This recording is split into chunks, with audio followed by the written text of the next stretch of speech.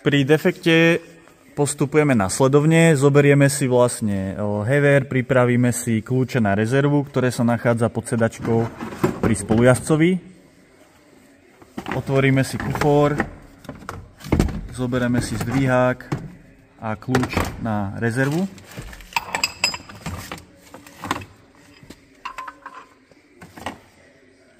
Následne pristupujeme ku zloženiu rezervy, ktorá sa väčšinou nachádza nad zadným pravým kolesom spolujazdcovým.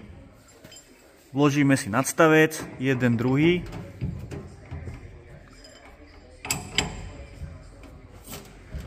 Nasledovným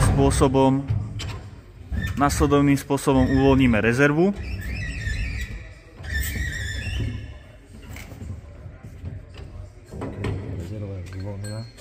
Rezerva je uvoľnená, tu si vyberieme spod auta.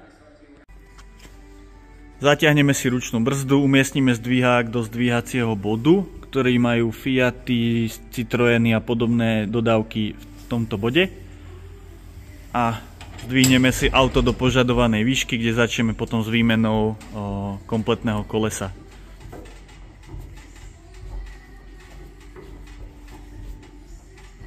Zdvihák má západku, ktorá presne zapadne do diery, ktorá je zo spodnej časti tohto bodu.